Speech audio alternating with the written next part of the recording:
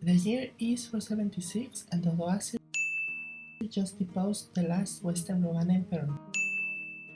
The western half of the Roman Empire has fallen, at least symbolically, as a couple Rome states remained.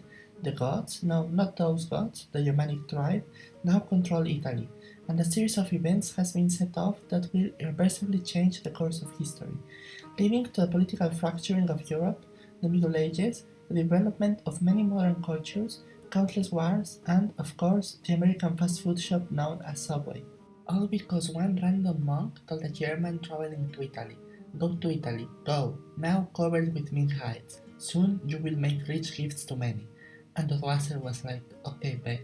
Anyway, what do you mean I brushed over something important? Oh, right, Subway. You probably want me to explain that, don't you?" Well, you see, to show you how the fall of Rome impacted Subway, I'm gonna need to talk about butterflies. This innocent butterfly you see on your screen, just living life, just caused a tornado. Well, it didn't directly cause it, but the small amounts of air moved by flapping its wings just set off a complex series of events that very slightly altered the atmosphere, and now housing prices have gone down in Oklahoma.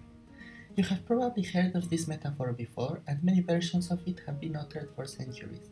The most well-known version of it is attributed to mathematician and meteorologist Edward Norton Lorentz, who had originally talked about a seagull flapping its wings, but was convinced by his colleagues to use more poetic language and change it to a butterfly. Lorentz's studies would go on to revolutionize mathematics and science, but you are here to watch a silly video about romance and sandwiches, so I'll just tell you what is the most important part of chaos theory for our purposes. That any change to the initial conditions of an event, no matter how small, can drastically affect its future developments. So it will never be the same as it would have been without that initial event. Sounds simple, right? Well, with this knowledge, we can easily see how the fall of the Roman Empire set humanity down the path to Subway sandwiches. See, after Odoacer deposed the Roman emperor, he created his own kingdom of Italy, which would be short-lived as he was himself overthrown by Theodoric the Great and his Ostrogothic kingdom, which would itself be defeated by the Eastern Romans, who were still alive and kicking unlike their Western brothers. But then they were kicked out of Italy by the Lombards, a different group of Germans who were then defeated by the Franks led by Charlemagne, who also gave some lands to the Pope and got crowned as Holy Roman Emperor. Then his empire collapsed and the Carolingian Kingdom of Italy was born, which was then incorporated into a newly formed Holy Roman Empire based in Germany. Holy Roman emperors would slowly lose de facto control over Italy, and many city-states, duchies, and republics began to appear as Italy became increasingly politically fragmented. Also, at one point, the Normans, descendants of Vikings who settled in France and eventually conquered England, decided to invade the south and created their own state there, kicking out the Arabs who had conquered Sicily and what remained of the Romans. Throughout the next few centuries, various outside states would fight over control of the many Italian states, until eventually, in the late 18th century, French revolutionaries invaded and created various sister republics in Italy. Eventually, a Corsican guy decided he really wanted to rule France, and so he did. Napoleon went on to cause the dissolution of the Holy Roman Empire and create his own puppet states. Napoleon lost, and the borders of Italy were once again withdrawn. As you can imagine, spending so many years being ruled by dozens of different states led to strong regional identities developing. Alongside some outside influences, this naturally led to the diversification of Italian food, with each region having their own culinary traditions and hundreds of different pasta shapes. Another significant factor in Italian food was the fall of Rome. No, not that one. The Eastern Roman Empire would fall in 1453 after the siege of Constantinople by the Ottoman Empire. Many scholars fleeing the fall of the empire would end up scattered across the wealthy Italian city-states, bringing with them important Greco-Roman documents and knowledge that would help you propel the Renaissance. While the Renaissance is mostly remembered for its technological and artistic advances, it also saw an important development for Italian food, as the wealthy progressively experimented with more exotic and sophisticated meals, and the lower classes were left with diets of mostly bread, vegetables, and soups. The fall of Constantinople would also be a contributing factor to the discovery of the Americas by modern Europeans, as Christian kingdoms looked for alternative trade routes that wouldn't have to pass through newly controlled Ottoman lands, and the dominance of Italian city-states over trade began to crumble. The discovery of the Americas obviously had a massive impact on the world, but most importantly for our story is the Columbian Exchange, which introduced many new crops to Europe, such as corn, tomatoes, and pineapple.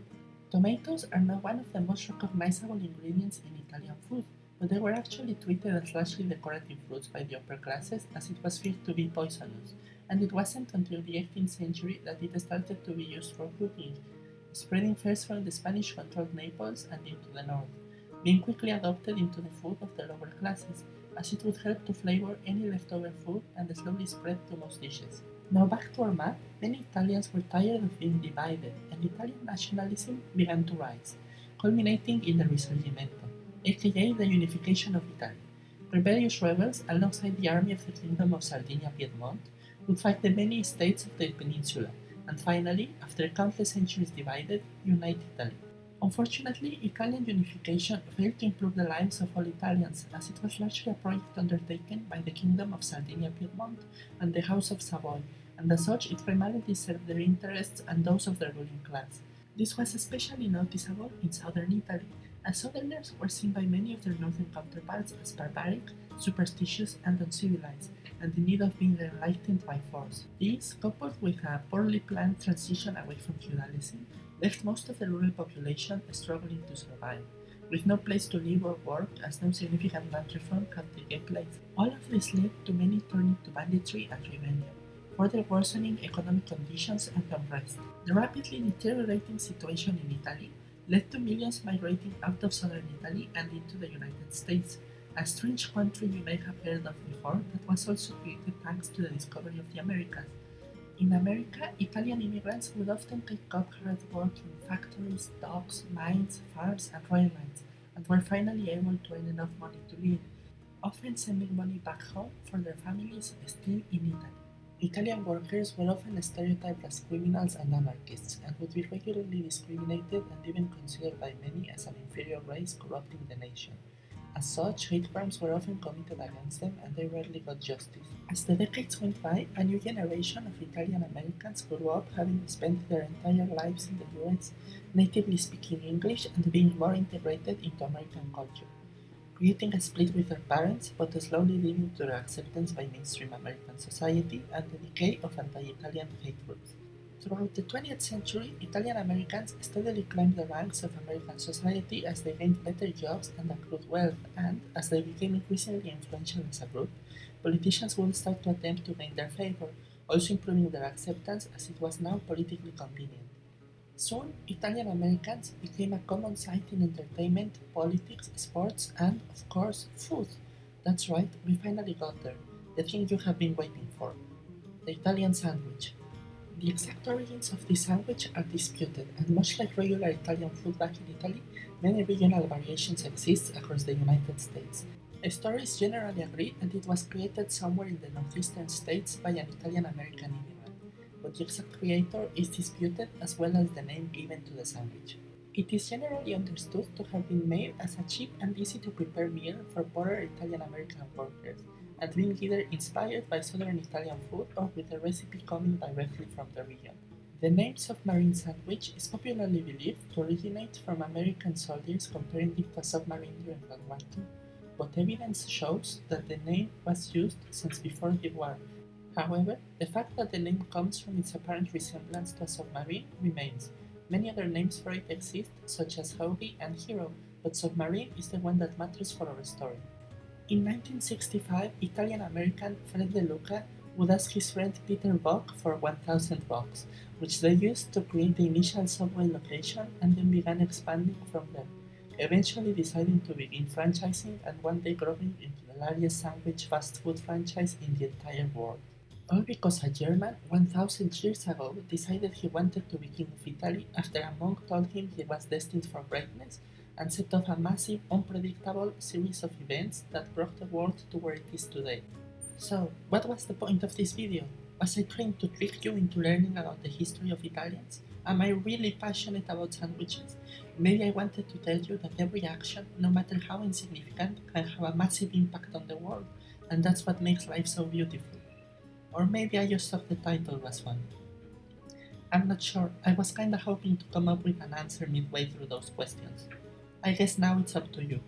If you liked this silly little video, please consider subscribing and leaving a like.